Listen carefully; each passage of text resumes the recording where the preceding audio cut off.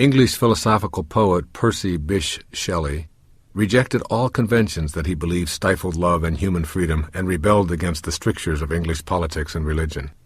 Percy Bysshe Shelley's poetry was his legacy to all of us on the importance of passionately living our lives every day. Living life passionately has its own tremendous rewards, which are intensified when one is aware that death, in its arbitrary way, can come at any unexpected moment, as it did for Shelley. This man was a fervent idealist who wrote of his love for love and his passion for passion. He completed his enormous treasury of poetry and prose by the age of 29, when he died in a boating accident during a storm. Not only does his poetry speak to all of us of his enormous passion, but so does his life as well. He took up causes, risked his fame and his life, and drank up every moment of his life. The poem quoted here, titled Love's Philosophy, conveys a glimmer of the passion that Shelley felt in his idealistic heart. The fountains mingle with the river, and the rivers with the ocean. The winds of heaven mix forever with a sweet emotion. Nothing in the world is single, all things by a law divine, in one spirit meet and mingle. Why not I with thine? See the mountains kiss high heaven, and the waves clasp one another. No sister flower would be forgiven if it disdained its brother. And the sunlight clasps the earth, and the moonbeams kiss the sea.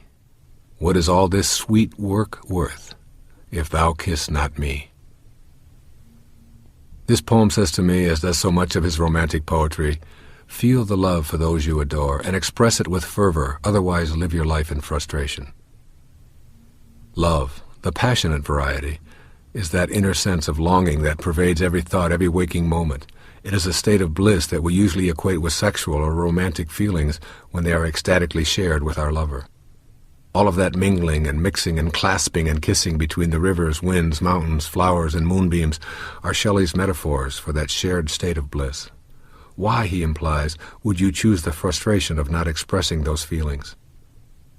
I can recall the aching I have felt at various times in my own life for a love that I was unable to share with someone.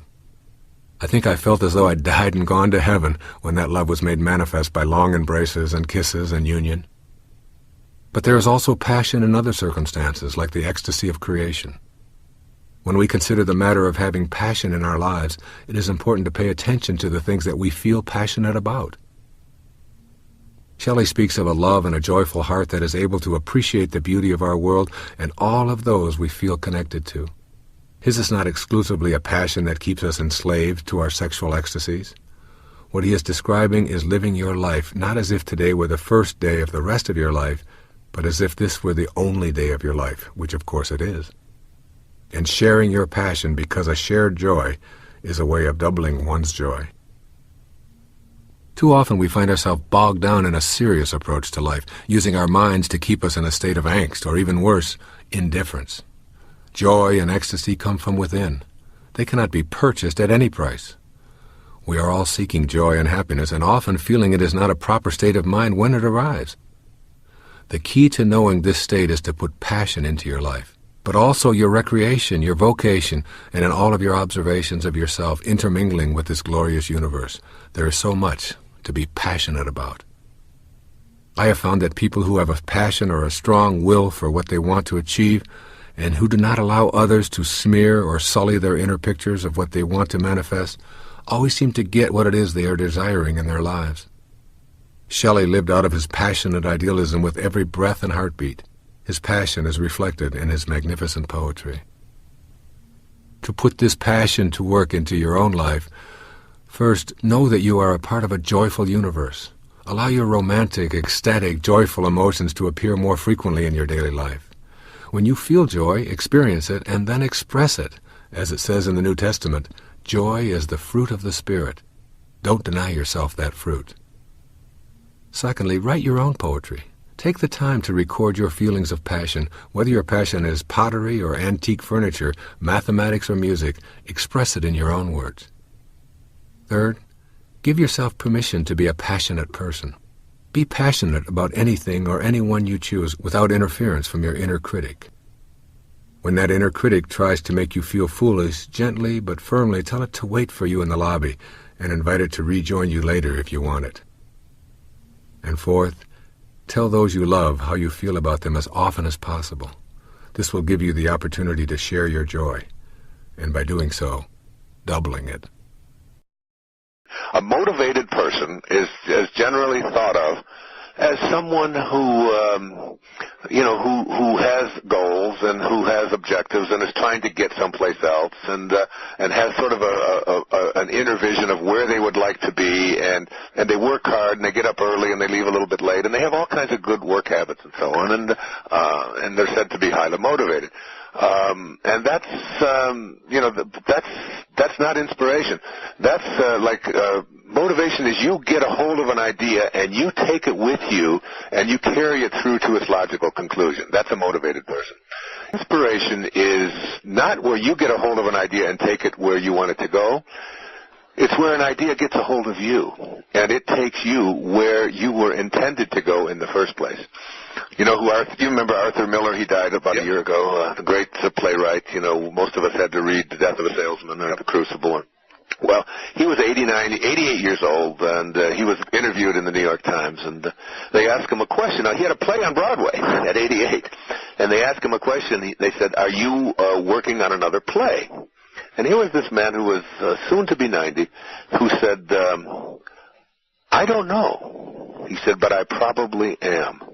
And I think it was one of the great inspirational moments in my life reading that, and it was really one of the things that motivated me to write a book about inspiration from this perspective, that there are things that get a hold of you. Now, Mozart was described this way, that he would have what he called lively dreams, and he said that these symphonies would present themselves to him, and it was almost as if they were already written, and he would have to get them out and record them and so on.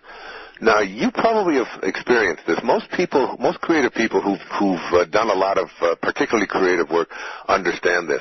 Rumi, the great Persian poet, said, he said, "The morning breeze has secrets to tell you. Do not go back to sleep. Do not go back to sleep." And what he was saying there was that when you are closest to God, between 3 or 4 o'clock in the morning, which is the best time for almost all of us, and almost everyone listening will awaken at one time or another between the hours of 3 and 4 and then go right back to sleep. But if you could understand that that's a wake-up call for you to be able to do what it is that you were designated to do, what you signed up to do, what your spirit is telling you to do, because inspiration is just about being in spirit.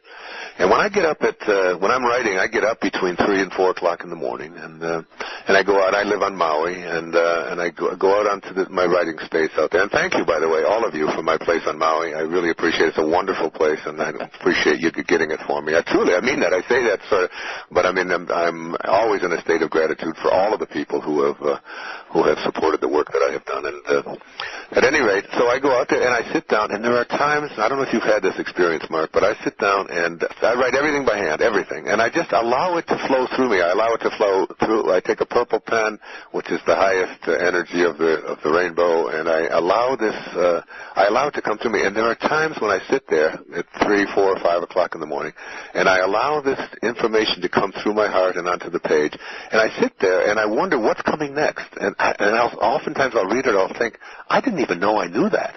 And then if I get stuck on something, or if I'm just not quite sure about something, I'll just reach over, and sure enough, there will be in a book that I've just grabbed off of the shelf or that's laying there. I'll just pick it up and open it up, and exactly what I needed will be in there. It's like when Patanjali said, dormant forces come alive, and you discover yourself to be a greater person by far than you ever dreamed yourself to be. What happens is that when you get yourself into that spirit and you allow it to flow through you and to work with you and to work for you and support you, it's taking you where you were destined to go.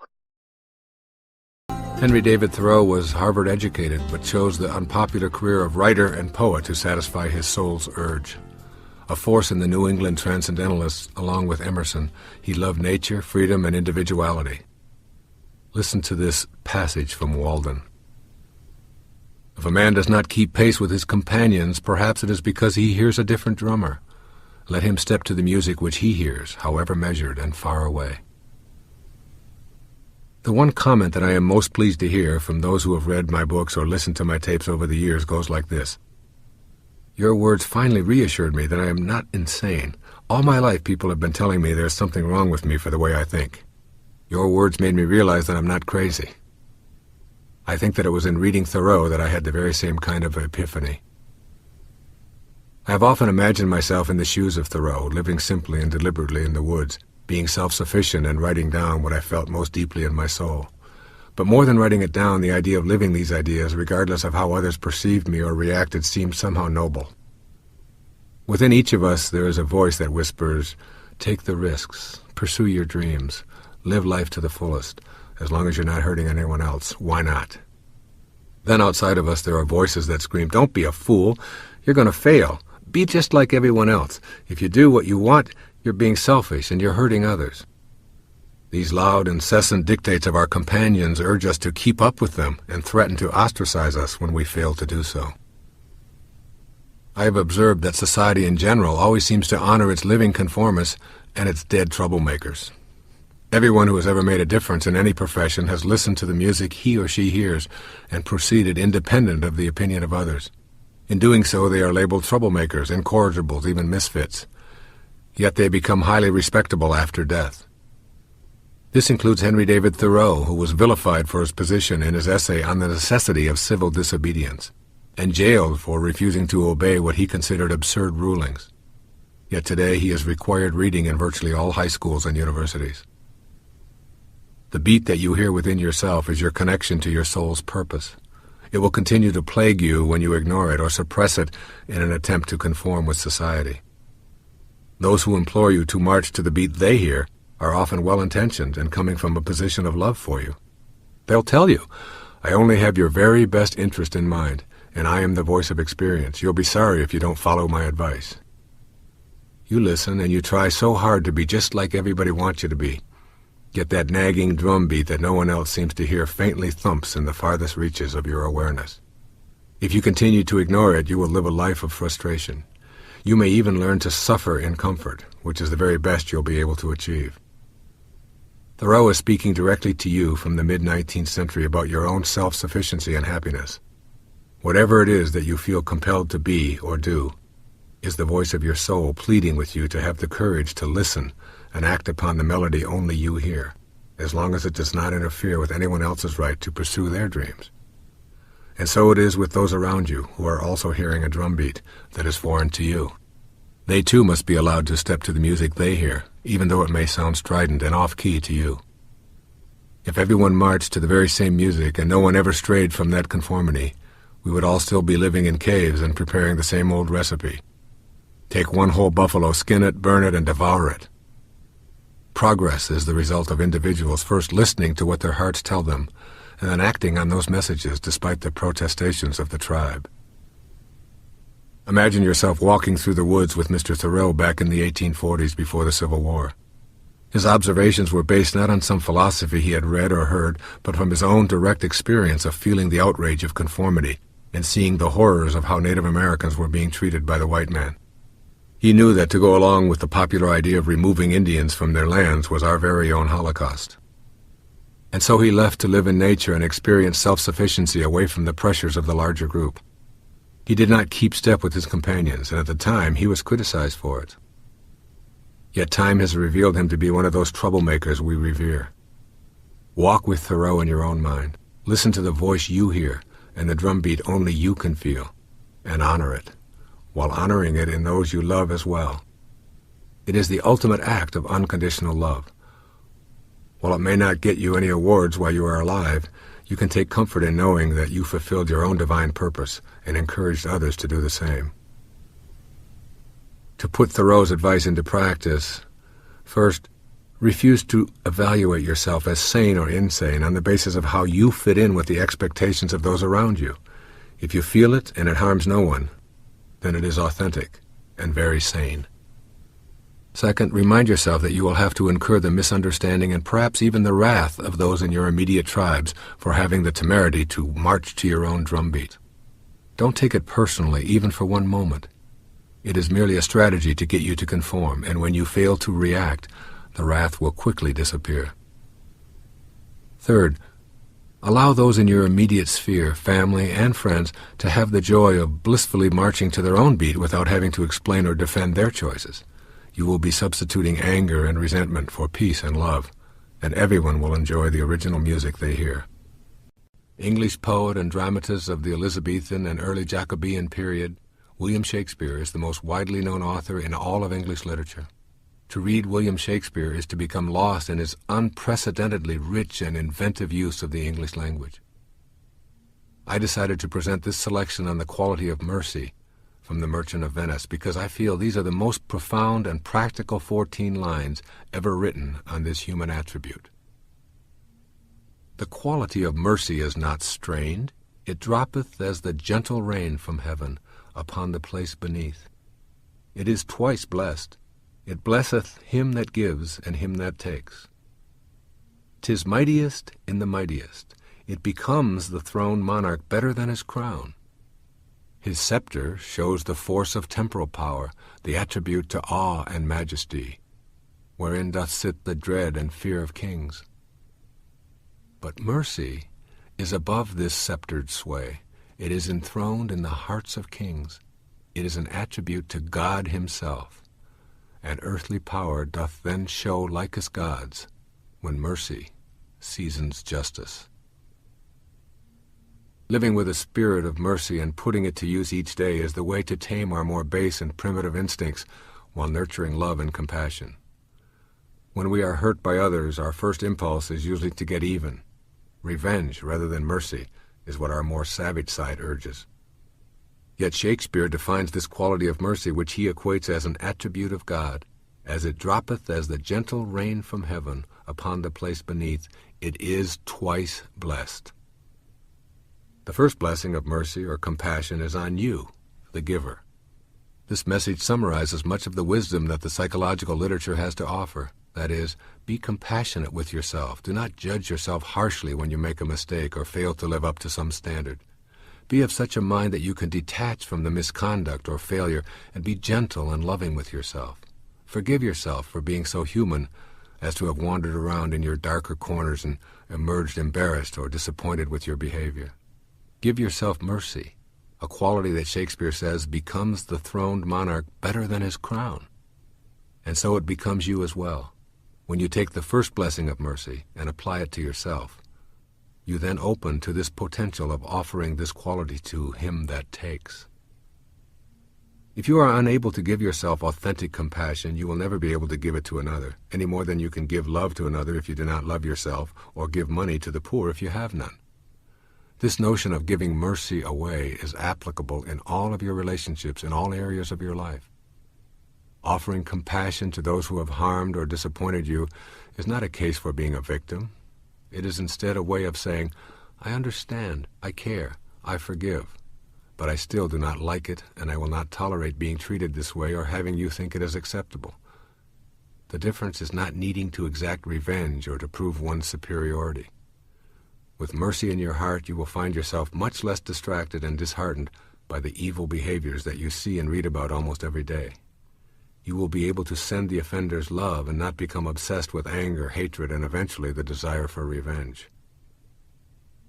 Put the ideas of this passage by one of the world's greatest wordsmiths into your life by practicing the following. 1. Give yourself the compassion you deserve for any and all past actions. Stop judging yourself so harshly. All of those errors and wrong actions were necessary for you to get beyond that place in your life. Be kind to yourself and eliminate any ill feelings you harbor toward yourself. 2. Once you have stated how you feel and justice has been seen, then let go. Let go now. Don't hold on to grudges and use constant reminders to keep others in a state of guilt while maintaining your own dissonance as well. Let it go. And 3. Turn your most troublesome disturbances over to God. Simply say, Dear God, I find it so extremely difficult to give mercy in this situation, and I'm turning it over to you completely. I know you will guide me in acting in the most merciful and humane way. This action will free you from your own immobilization and anger and help you to see the saint in the sinner who have just been exchanging notes with each other. Pythagoras once wrote, Learn to be silent. Let your quiet mind listen and absorb.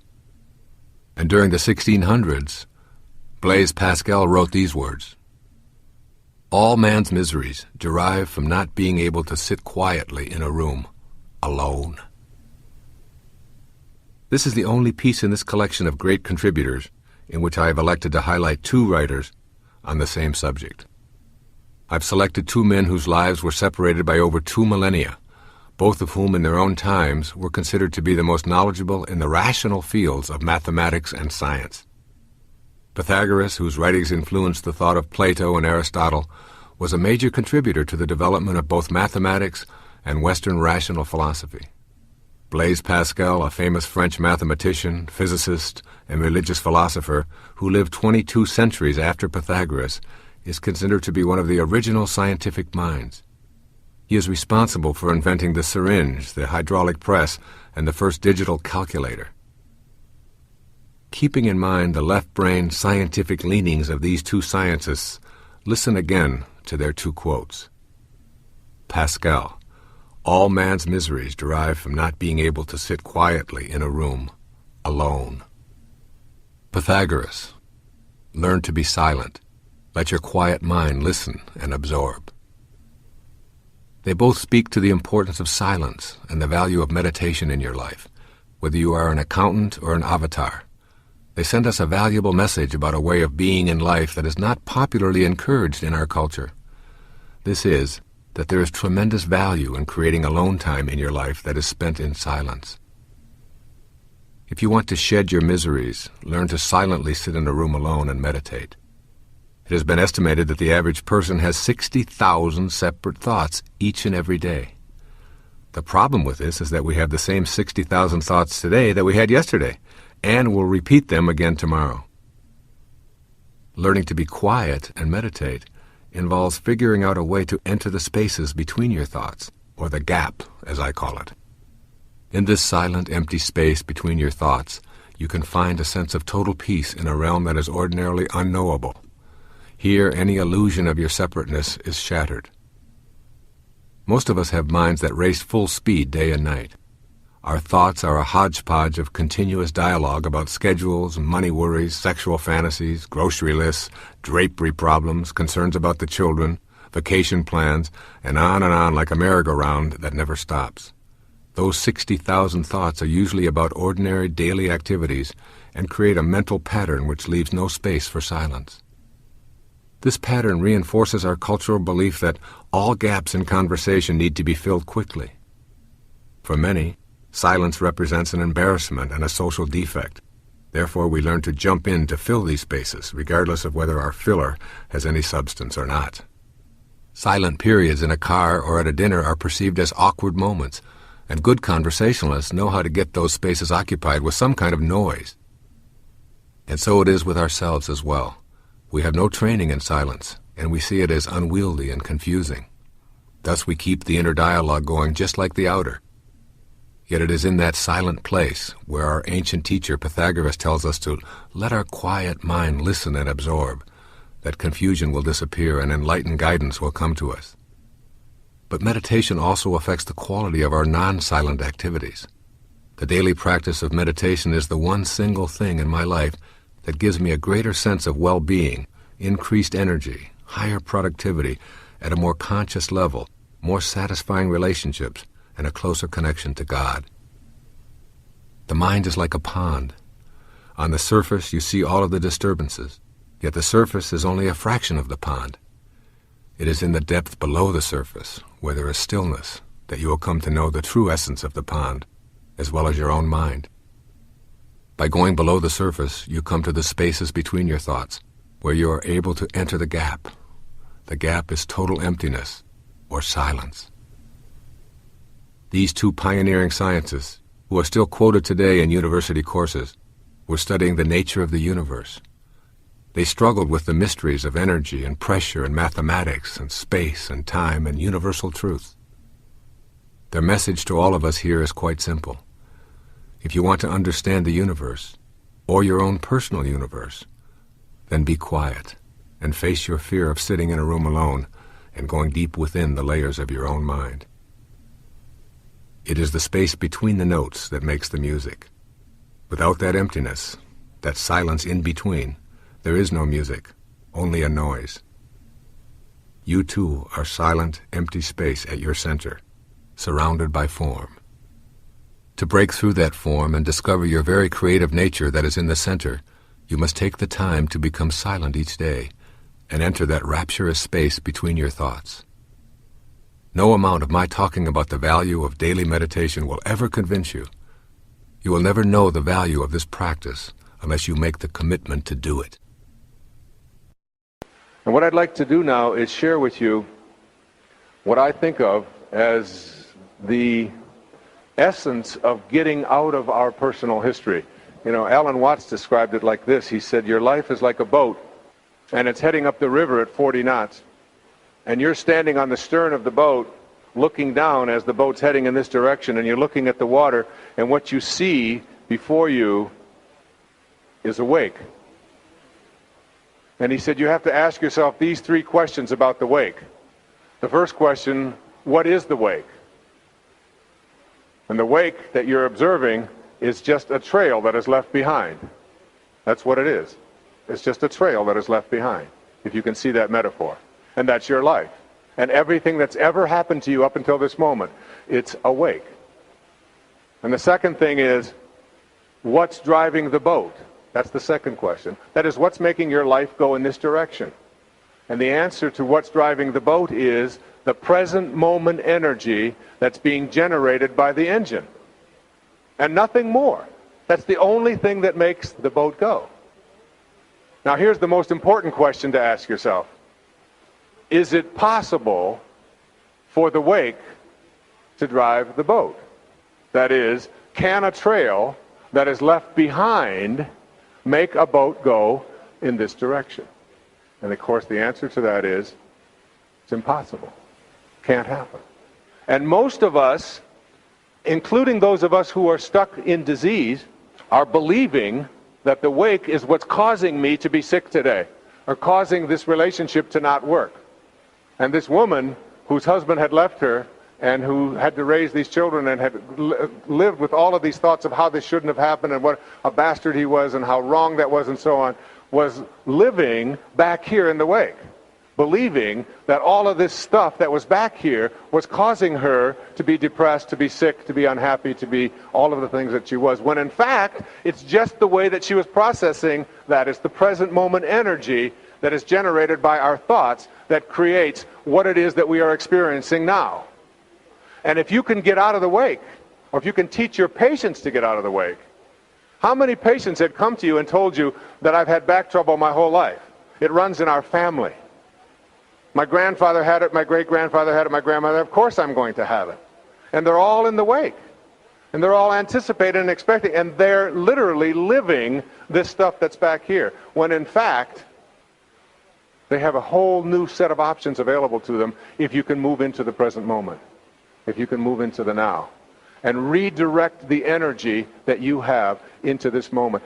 This is the place where you have an awareness within you that says, I don't go back there any longer. What you think of me is none of my business. I am free from allowing myself to become immobilized or upset or in any way incapacitated on the basis of what is going on outside of me or how other people conduct themselves. I am in charge of my emotional life. I live at bliss. My feelings come from my thoughts. My emotions, my angers, my hatreds, my love, my positive emotions, my negative emotions are all preceded by thoughts. They're the result of thoughts. They're the physiological reactions to thoughts. And emotions, which are very vital and very important to each one of us, can in fact be controlled by our thoughts in positive ways. I'm not an anti-emotion person. I'm not someone who believes that you shouldn't be emotional. I'm saying your emotions should never be immobilizing. They should never be defended as something that you use to keep yourself from being all that you can be, or explaining it all away because I'm just this kind of person. I've always been this way. I can't help it. That's my nature. That's the kind of person I am. You are the kind of person you have chosen to be as a result of how you use what you are, the pureness of your thought. We're learning through biochemical exploration and engineering. There are enzymes in the brain that release different endorphins into your brain as a result of the way that you think. A person who thinks a positive thought is not just saying, oh, goody, I'm just thinking positive thoughts. They are affecting the chemistry of their body. And when you look at things like schizophrenia and some of the least understood of the mental illnesses, we say, yes, there's chemical imbalances there. And the scientists all get together and say, yeah, it's chemistry. What are you talking about all this thinking stuff? If we can alter the chemistry, we can alter the disease. Of course, it's true. I buy it 100%, but it's only 50% of the battle. What causes the chemistry to change in a human being? What causes an ulcer? Isn't that a chemical change brought about as a result of thinking? Isn't that what it is? Well, the same thing is true of a mental illness. Yes, the chemistry is different, but believe that you control your chemistry. It's your chemistry. You carry it around. It's yours. And every patient who I've ever worked with in the really severely disturbed realm still must understand that they're doing this to themselves. Yes, your chemistry is unbalanced, but don't believe that we're just going to put you on lithium or we're just going to put you on this drug and the drug is going to, for the rest of your life, do it. You've got to believe that you can, in fact, alter any chemistry within you through the way that you think. What do you think blood pressure going up when you're under pressure is about? It's a chemical change brought about through thought. Like magnetism, there is a force that has many characteristics that are quite impossible to detect with our physical senses. We call this force energy. Energy is in all things in our universe and has an impact upon objects around it with something that we describe as the power of attraction. In magnetic fields, we can easily see it at work, yet we're unable to detect the formless energy with our sensory apparatus. The force is there, attracting and repelling, and it is everywhere on our planet. If it is everywhere, then it is also within us. It seems unlikely that our senses will inform us any better than they help us comprehend how a magnetic pole works. We can see the results, but the force itself is always elusive and in motion. We can use this universal energy to bring to us objects of our desire because the same energy that is in what we desire is also in us, and vice versa. It is simply a matter of alignment and will that allows us to tap into this force. Bringing things into the physical world is a process that we call creation. What we create involves the use of the same power that is in all that is created. It is only a matter of degree. There's absolutely no difference in the power that brings something from the world of waves into the world of particles and the power that brings your thoughts or mental pictures into form. The world of spirit from which all matter derives and the world of matter comprise one harmonious whole. They are separate but always together, just like the peak of the wave and its base, separate but forming an inseparable whole. Think of manifesting as nothing more than transforming waves of possibility into particles of reality. The transforming process requires energy. This energy is invisible but is always in everything, including us. Your mental pictures are related to this power of attraction. There is a power within you that allows you to form a thought or a picture. This mental picturing power is the energy of attraction that is in all creative processes. It is different in degree, but nevertheless identical with the power of attraction. This power is the very substance of life. You can't see, touch, or hear this power, but it is within you. In using this power, you are not in any way attempting to change or interfere with the laws of nature. You are fulfilling the laws. This undifferentiated power is the basis for the mysterious attraction that draws your desires to you. Think of yourself as a way that God has of particularizing. Then see your ability to formulate mental pictures as the divine creative power energizing through you. Can you see that the same creative energy that particularizes as yourself is what you use to manifest your desires? This power thrives on happiness, love, joy, contentment, and peace. The more blissful and loving you are, the more the divine spirit particularizes within you and the more godlike you become. It is through your thoughts, or how you use your power to create a thought, that all creative energy is attracted to you. If your mental pictures are of being surrounded by things and conditions that you desire, and they are rooted in joy and faith, your creative thoughts will attract these surroundings and conditions into your life. The power to even have a thought is a divine power. With this recognition of its sacredness, you form a vision or a mental picture. Finally, you hold it lovingly in place with the inner knowledge that the God force that brought everything in the universe into existence also created you. The form that this energy will take will be controlled and directed by your will or your mental picturing. It is waiting to take any direction you decide. The most important thing to remember as you practice mental picturing for the purposes of manifesting your desires is that humans never create anything. Our function is not to create, but to attract, combine, and distribute what already exists. Creations are really new combinations of already existing materials. There is one indispensable condition for the manifestation of your mental picture into the visible and concrete world: the necessity of picturing the fulfillment of your desire as if it is already accomplished on the spiritual plane. That's right. You must know within yourself that on the invisible level of your being, what you desire is already in place. You impress upon the universal mind the object of your desire, and you calmly and knowingly proceed to act upon that picture, allowing the greater intelligence and your own, which is a part of that greater intelligence, to work through you to produce the results. You abandon all fear and return to the affairs of your life, assured that the necessary conditions will soon come into view or are already there. The key is to repeat the mental pictures until the truth of what you are affirming resonates within you without an ounce of doubt. If your picture doesn't manifest in the time span that you've designated, relax and retreat to your knowing that it is already in place in the spiritual realm. Time is simply not a recognizing feature of the all-creating wisdom. However, you will find it impossible to manifest if you are visualizing without an authentic will that is sufficiently steady to overcome any contrary idea or lack of faith in your own divine connection to God.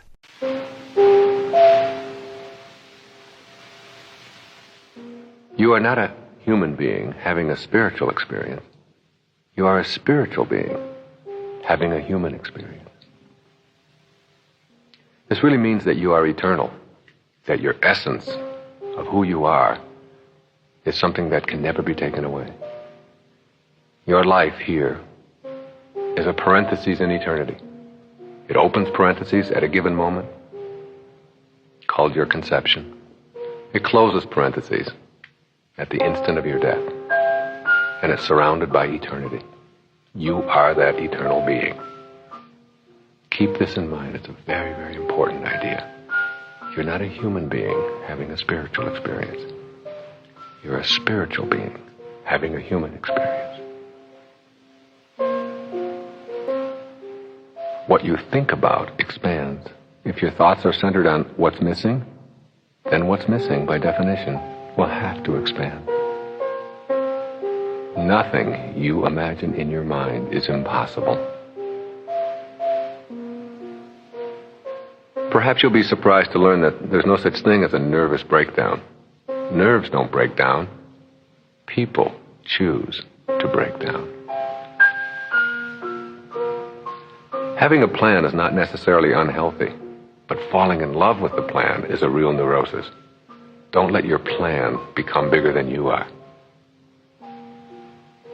Planning for the future, having goals, looking towards a better life, these are all terrific. But remember that life is really what happens to you while you're making other plans. Enjoy today. Have your plans, but don't fall in love with the plan. Let that plan be something that is adjustable and that can shift at any moment. We can only give away to others what we have inside ourselves. We can only give away to others what we have inside ourselves. And the corollary of that is, we can't give away what we don't have.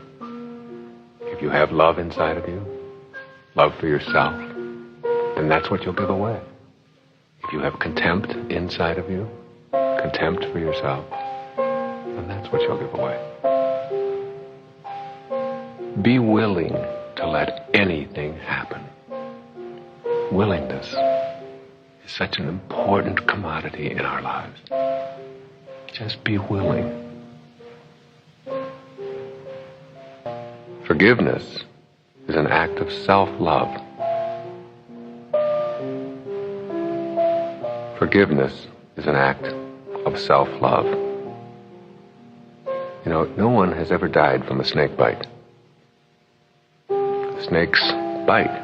What kills people from a snake bite is not the bite, but the venom that continues to pour through the system long after the bite. You can't be unbitten, but you don't have to choose to have venom flowing through you. When you rid yourself of the venom and forgive, you're truly acting as a loving soul. If you step back far enough, it is easy to see humanity as one. Remember, this is a universe. One. Verse. Song. Universe. One song. Step back and see us all as one. All of your behavior results from the thoughts that precede it. It is much easier not to smoke or eat chocolate than to do so. It is your mind that convinces you otherwise. It really is easier to not smoke or to not be addictive. Easier. If you're going to smoke or if you're going to be overweight, you have to do an awful lot of things. You have to go out to the store, you have to buy cigarettes, you have to take the cigarette package out of your pocket, you have to unwrap it, you have to carry fire in your pocket, you have to constantly be replacing them, you have to spend your money. There's a lot of things that you have to do if you're going to smoke. If you're not going to smoke, all you have to do is not smoke. So don't fool yourself and convince yourself that it's easier to smoke. It's much easier not to. Anything you must have comes to own you. Ironically, when you release it, you start getting more of it. American poet, essayist, and philosopher known for challenging traditional thought, Emerson's philosophy is characterized by its reliance on intuition as the way to comprehend reality. Listen to this excerpt from Self-Reliance by Ralph Waldo Emerson. These are the voices which we hear in solitude, but they grow faint and inaudible as we enter into the world. Society everywhere is in conspiracy against the manhood of every one of its members. Society is a joint stock company in which the members agree, for the better securing of his bread, to each shareholder, to surrender the liberty and culture of the eater. The virtue in most request is conformity. Self-reliance is its aversion. It loves not realities and creators, but names and customs.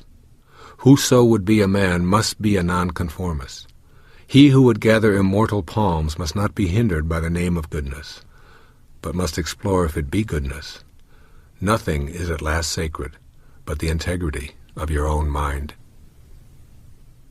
The ideas of this one essay, Self-Reliance, have influenced all of my writing, and I consider Emerson to be one of my greatest teachers, even though he passed on well over a century ago. Ralph Waldo Emerson was known as much for his essays as his poetry.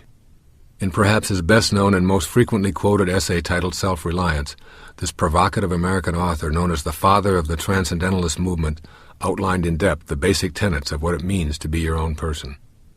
I can still remember the impact this essay, Self-Reliance, and its contemporary Henry David Thoreau's essay on the necessity of civil disobedience had on me when I was a 17-year-old high school student.